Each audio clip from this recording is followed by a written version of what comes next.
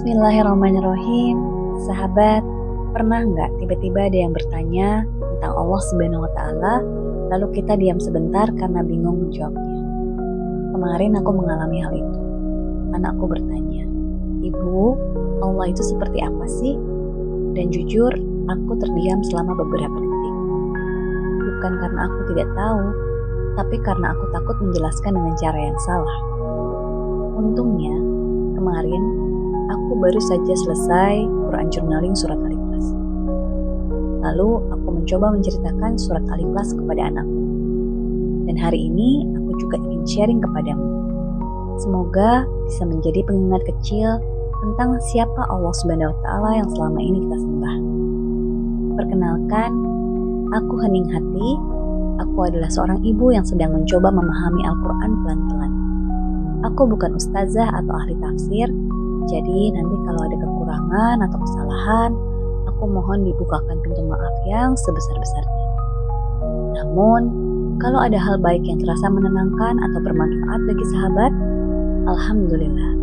Semua pujian itu aku kembalikan kepada Allah Subhanahu wa Ta'ala. Kalau sahabat merasa konten ini bermanfaat, like dan subscribe supaya aku makin semangat untuk upload sharing Quran journalingku.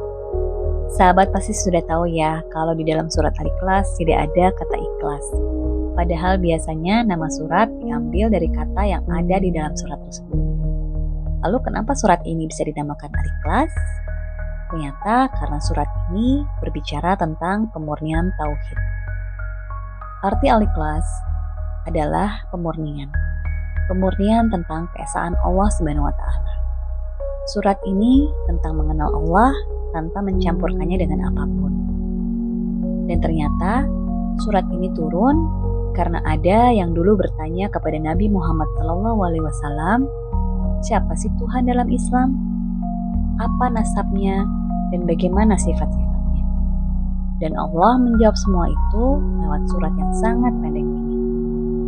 Lalu aku jadi berpikir, betul juga ya, aku sudah berpuluh-puluh tahun hidup sebagai seorang muslim dari sejak lahir, tapi mungkin aku belum benar-benar mengenal Allah sedalam itu. Lalu aku juga dulu pernah dengar, katanya kalau membaca surat Al-Ikhlas 3 kali, itu sama seperti kita sudah menghatamkan Al-Quran. Tapi setelah aku lakukan journaling, ternyata maksudnya bukan seperti itu.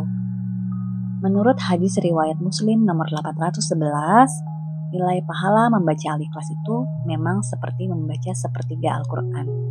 Kenapa? Karena isi besar Al-Quran itu secara garis besar terdiri atas 3 hal. Pertama, membahas tentang sifat-sifat Allah.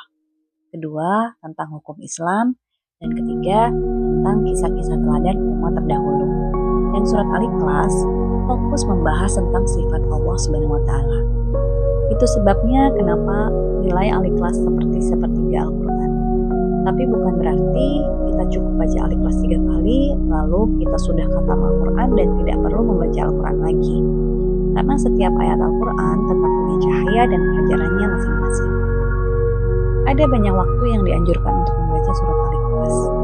Rasulullah SAW menganjurkan membacanya pada saat qobliyah subuh, ba'diyah maghrib, saat sholat witir, pada saat zikir pagi, zikir petang, setelah sholat fardu, dan sebelum tidur.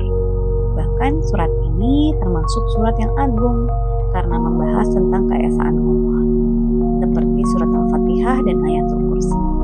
Baik, mari kita masuk ke ayat pertama. Bismillahirrahmanirrahim. Qul huwallahu ahad.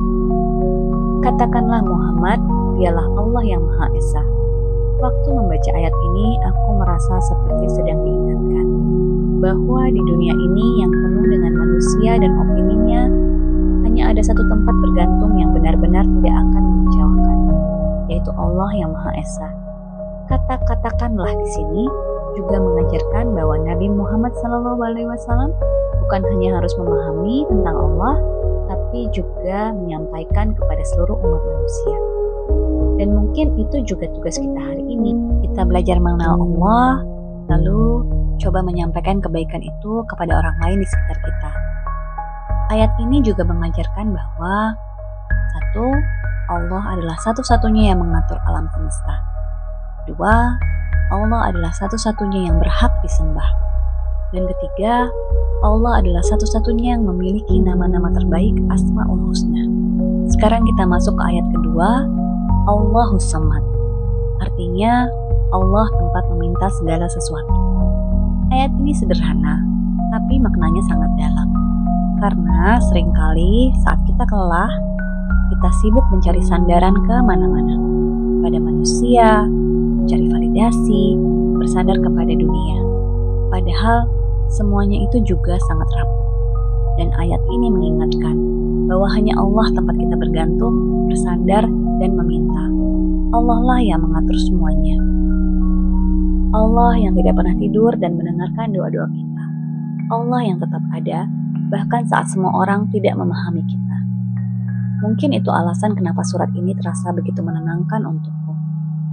Al-Ikhlas berbicara tentang tauhid, tapi juga berbicara tentang pulang. Tentang mengingat siapa tempat kembali hati kita sebenarnya. Lalu masuk ke ayat ketiga, lam yalid wa lam yulad. Dia tidak beranak dan tidak pula diperanakkan. Di catatanku, aku belajar bahwa sifat ketuhanan Allah itu berbeda dengan makhluknya. Kalau manusia, kita lahir, kita tumbuh, menua, lalu suatu hari kita akan meninggal. Kita punya orang tua, kita punya keturunan. Tapi Allah tidak seperti itu. Allah tidak dilahirkan, dan Allah tidak membutuhkan keturunan. Karena Allah itu kekal. Dan jujur, ayat ini bikin aku sadar sesuatu. Kadang kita tanpa sadar menyamakan Allah dengan makhluk. Kita merasa Allah jauh.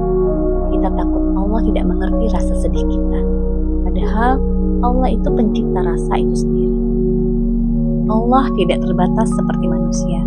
Kalau manusia bisa lelah mendengar cerita kita, Allah tidak. Kalau manusia bisa pergi, Allah tetap ada. Kalau manusia punya batas, Allah tidak. Sekarang kita masuk ke ayat terakhir, yaitu ayat keempat, walam yakul lahu kufuwan ahad. Artinya, tidak ada sesuatu pun yang setara dengannya. Ayat ini bikin aku terdiam agak lama. Karena berarti tidak ada satu makhluk pun yang menyerupai Allah. Tidak dalam namanya, tidak dalam sifatnya, dan tidak dalam perbuatannya. Allah tidak bisa dibandingkan dengan siapapun atau dengan apapun. Mungkin itu sebabnya kenapa manusia selalu terasa kurang saat dijadikan pusat harapan. Karena hati kita sebenarnya sedang mencari sesuatu yang sempurna. Dan yang paling sempurna itu hanyalah Allah SWT. Dari journaling kali ini, aku belajar untuk benar-benar meyakini keesaan Allah. Bahwa Allah satu-satunya yang kekal. Satu-satunya tempat bergantung. Tempat meminta segala sesuatu. Dan aku juga diingatkan untuk tidak pernah menyekutukan Allah. Karena tidak ada yang setara dengannya. Allah adalah zat yang kekal, tidak beranak, dan tidak diperanakan. Satu pelajaran yang aku juga catat dalam journaling surat Al-Ikhlasku ini, ada satu hal yang aku sungguh-sungguh kagum dari agama Islam. Karena meskipun kita punya keyakinan sendiri, tapi kita juga tetap diajarkan menghormati agama orang lain. Seperti dalam surat Al-Kafirun ayat 6 disebutkan, lakum dinukum waliyadin. Artinya, bagimu agamamu dan bagiku agamamu. Alhamdulillah kita sudah sampai di akhir Quran Journaling surat Al-Ikhlas ayat 1 sampai dengan 4. Semoga ada 1-2 hal kecil yang bisa menenangkan hati sahabat. Dan kalau ada manfaatnya, semua itu datangnya dari Allah. Kalau sahabat ingin aku share Quran Journaling dengan surat lainnya, coba tulis di kolom komentar ya. Like dan subscribe supaya aku makin semangat untuk share Quran Journalingku. Sampai ketemu lagi. Assalamualaikum warahmatullahi wabarakatuh.